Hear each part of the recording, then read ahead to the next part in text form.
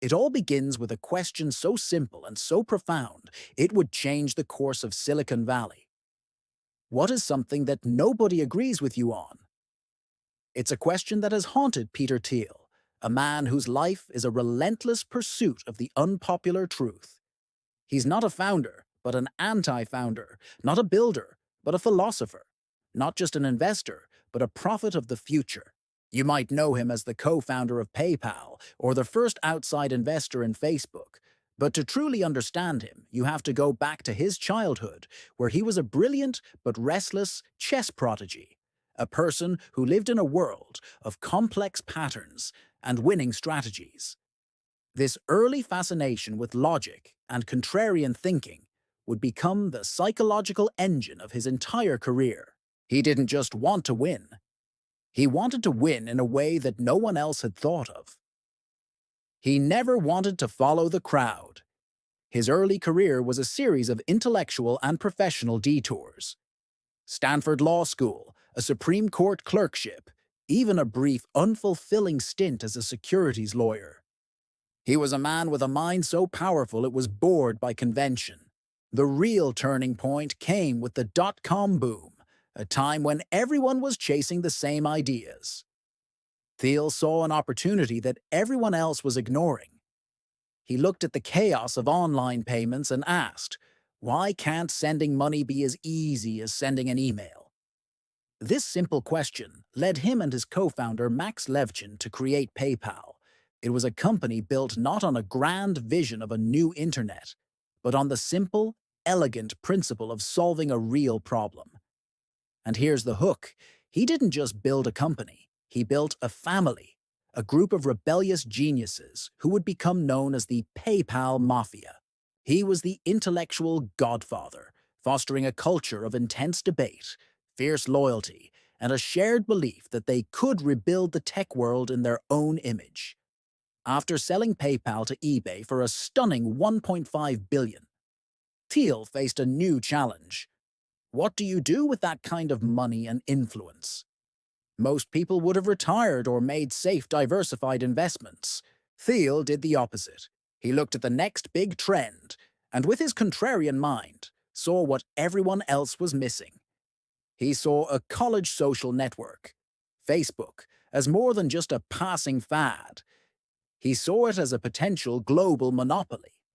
He saw a company that was building a social graph that would be impossible to replicate, a platform that would capture the very essence of human connection. He made a massive bet, investing $500,000 for 10% of the company, a decision that would make him a billionaire. While other investors were focused on short-term profits, Thiel was focused on the long term, on whether a company had the potential to go from 0 to 1, to create something entirely new rather than just building a one-to-many version of an existing idea. He wasn't just an investor, he was a futurist, a man with a singular, unapologetic philosophy. He believed that true innovation doesn't come from consensus or market research. It comes from a powerful, unique insight. This is the core of his famous 0 to 1 philosophy. He argued that the best entrepreneurs are not just creating another version of something that already exists. They're creating something brand new, a business with a unique product that can achieve a monopoly. He funded ventures that others dismissed as science fiction, from companies focused on life extension to those working on private space travel. His willingness to fund the crazy ideas cemented his legacy as a true maverick.